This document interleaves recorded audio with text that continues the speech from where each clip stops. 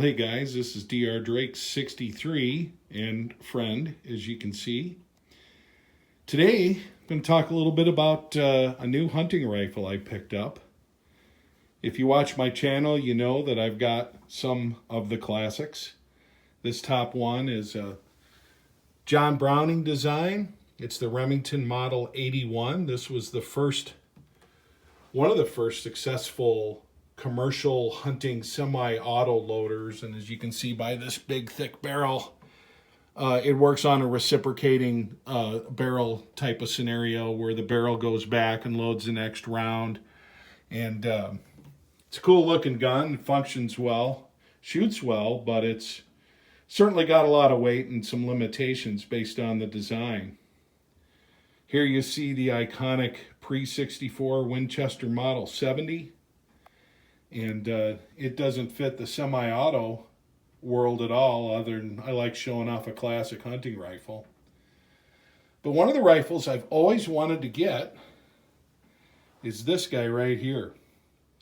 This is the Browning BAR. This one is from 1984. It's in 308 Winchester. And it's got beautiful wood. This is a Type 2. This is the non-fancy, non-engraved one. As you can see, it's got a little bit of a challenge on the finish. A beautiful blue job with someone who claims they put it in their case with some snow on it, but it's a tool, right? And here you can see again the Browning BAR. These are manufactured in Belgium. They're assembled in Portugal, and this particular model is no longer made. They now make a modern version of this with lighter weight materials. But I've always wanted one of these. If you watched my video where I talked about the Remington 742, always during my time having that Remington 742 and some of the first ones I owned, everybody always said the same thing. The best semi-auto loading hunting rifle is the Browning BAR. And that's what we're going to talk about today. I'm really glad to get my hands on one of these, and I'm looking forward to shooting it and some other things. But today we're just going to talk about it. We're going to take a little bit of a look at the inside, the action. It's gas operated, and this is not to be confused with the military version of the Browning BAR. This is not a John Browning design in any way, shape, or form. It was actually designed by his grandson and other folks at the Browning Company, but this is a classic. The level of detail on the wood's amazing. I'd love to have got this with a receiver that matched the wood in terms of just almost flawless and pretty to look at. Nice checkering job there. That's French walnut we're looking at. There was a higher end version of this one made as well, where you had some engraving on both sides of the receiver. That's not something I care too much about, and this is something I do plan to hunt with. Do I expect it to be as accurate as this Winchester 1959 Model 70? No, I don't. Do I expect it to be more reliable in terms of follow-up shots and cheaper to shoot than this old 35 Remington? Yes, I do. Yes, I do. So let's talk about that. Stay tuned. The original Browning BAR was introduced and hit the field in 1918, so it saw action in World War I. It was a gas-operated, kind of a squad-level automatic weapon that was chambered in .30-06. Saw service in World War I, World War II, Korea, and Vietnam. But that's not what this is. So I've been a big fan of John Browning, as a lot of us have, for a long time. But I haven't really owned a lot of Browning firearms until somewhat recently picked up my first Browning high power.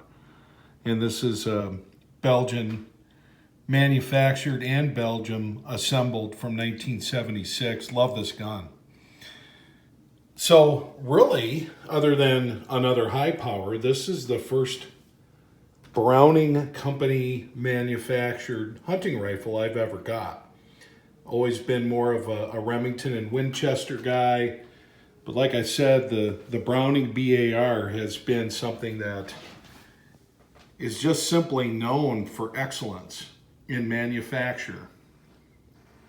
And they have changed that design over the years. The early versions and this one from 1984 differ pretty much only in the trigger group.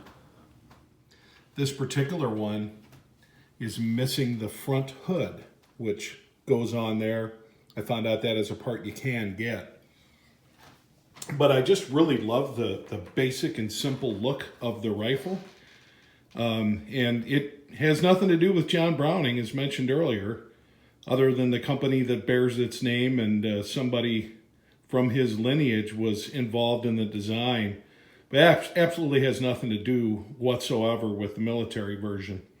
But these have been known to go for premium prices if you get some of the fancier versions, some of the safaris, some of the less common calibers, things of that nature.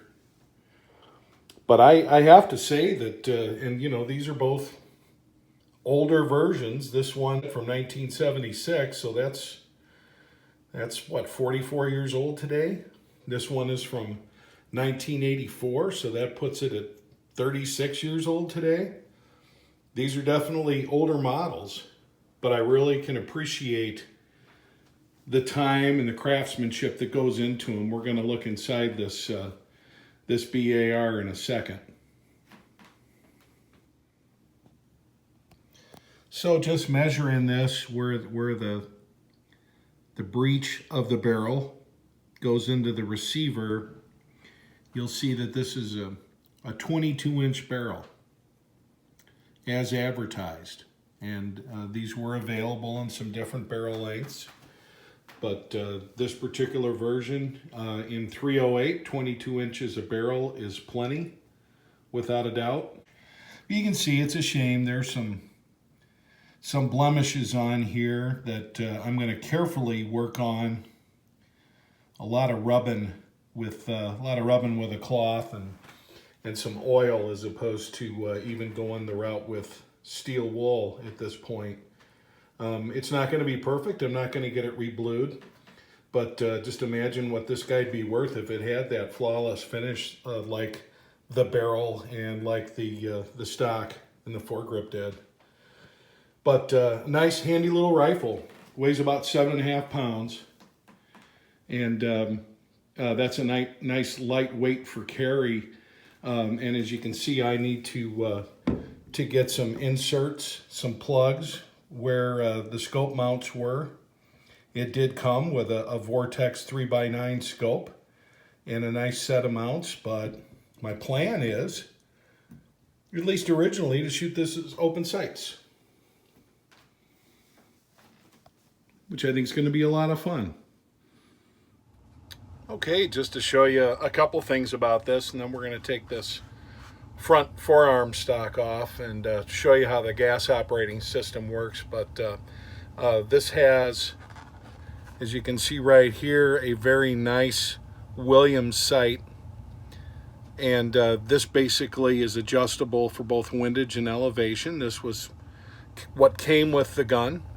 I did mention that this front sight, which is also by Williams, has a bead which is brass covered, and if you look real close, you'll see that there's some notches on the side of that front sight post, and that's basically where the hood would slide, and may or may not replace that. But overall, a good design. Balances real nicely, like it a lot. And then in terms of the operation, basically, you know, you pull your bolt back, and if you've got ammo in the magazine, which clearly I do not, it's going to go ahead and charge that ammo. I believe this is a 4+1, if you want to release the bolt, you simply put a little back pressure, and then you pop the magazine out like that, okay? And the magazine's interesting. It's on a hinged plate. However, it comes out. So it is a removable magazine that pops in, and it's internal. So if you want to have some spares available, you can. This is, being a 308, a short action model. So your 308, your 243, and your other ones. For a semi-auto hunting rifle, I prefer a shorter action, just because the longer the cartridge you have, the more's going on, the more timing's important. So happy that it, most definitely happy that it is in 308. And I did point out earlier, I need to get some plugs to go where the sight mounts were.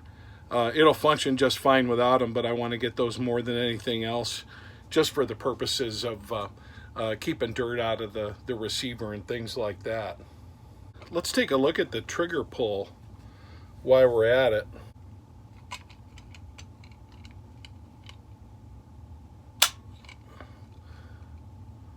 This came in at 3.5 pounds, and they're advertised as a 4-pound trigger, but it felt a little bit lighter than that, but I would not lighten this up any more than that. Now, one of the big changes from the original sporting model to this is this has, I'll call it a drop-in. It involves a lot of disassembly to take this out, but it's more of a drop-in trigger package. It's a lot less complicated, and you know, I like it. It's a nice feel. I like where the grip is, the pistol grip. Really easy to get your hand on it. Very easy to carry around. It's not super heavy, like I said, 7 3/4 pounds. So what we're going to do next is take this front lug off. This is your lug where you'd go ahead and put your sling mount, but it also is the screw that holds the front grip onto the rifle. So basically,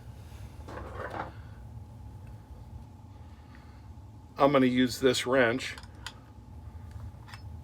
get it started, and then out she comes. You don't want to gorilla tighten this or anything like that. The other thing is, to take that off, you want to pull the bolt back. And once you have, you can move this forward and it comes off. Be careful not to beat up the wood. Just like that. And what you see right here, this is your gas regulator screw, okay? And this is your gas block. But as you can see, looking at the action here, we'll put this down for a closer look, but this is spring loaded. You can see the spring right there. And this travels back and forth with your bolt. Let's put this down and take a closer look. So you can see that there's some additional gases that are expelled, okay? And I believe that there's really not much you can do about that. This is what it's going to look like after a few rounds. But this piece right here, like I said, they did a really good job, both on the checkering and the selection of the wood. Now, before anybody gets too upset, for me laying a rifle down on bare wood, keep in mind, guys, I did it super gently. No firearms were hurt during the filming of this video. So I mentioned, here's your gas adjustment screw. There's a different one depending on whether it's 308, 243, whatever the case may be. Now, I'm not going to take that out and clean it just for the heck of it. So this is a short stroke piston, and this piece of the part that carries the bolt, when closed, rests up against here squarely. And so this piece moves out and propels your bolt backwards to cycle another bolt. Let's show you what it looks like in the closed position. So when the bolt is closed, it rests up against this, and that very short stroke little piston piece in there sends it back, and that tube we looked at is nothing more than a guide rod. That's what it acts as. So you can see this particular firearm has had some wear. It's going to get a lot more, let me tell you that, boys. But, you know, would I like to have it in pristine condition? Maybe. Probably wouldn't want to hunt with it then. Where I go, it can get nasty at times. For bolt removal and stuff like that, it gets to be a complicated process. And I've seen the complete takedown videos for these. They're well over 30 minutes. That's the kind of thing I'll do when I need to do it, but I'm not going to do it because I'm curious. Because on these older models, complete takedown means you take off the stock. You're taking all these parts out. Now, keep in mind, this is what holds spring tension on your bolt. This little track right here, and it's not hard to take that off. It's not hard at all. But that's basically how it works. It's gas operated. It's calibrated for hunting type ammo. So I imagine if you were to shoot NATO 7.62x51, it may function differently. But we'll find out when we shoot it what's going on. I also told you we'd take a look at the bolt here, and you can see it. Things that you want to check for: does your ejector work correctly? Does the spring on your extractor work correctly? Things like that. And, you know, how do I tell? Just push it in with the handle of a toothbrush and it moves back and forth the way it's supposed to. But this is the inside of your receiver. You can see the top of the magazine when it's set into place. And what's nice is these locking lugs lock up with hammer forged metal, which is at the inside of the barrel. And here's a cutaway photo that kind of gives you an idea exactly how that works. And important to have. And one of my big rips on the Remington 742 was they just didn't have that kind of lockup, and the metals were not made nearly as well as this Browning. So there is that. But I just wanted to kind of give you a basic look. You know, usually you guys that have semi-auto shotguns know the same thing. You don't need to take the whole thing apart to keep it going, but typically you want to make sure like you've got good lubrication and things like that going on with these parts. She's a beauty in her own charactered way. I really appreciate you spending the time to watch with me today and take a little bit closer look at a classic rifle, the Browning BAR Sporting Edition.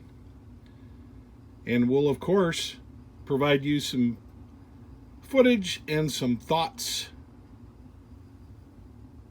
when we've shot it. Until then, this is Dr. Drake 63. I want to thank you for joining me today. Carry on, guys.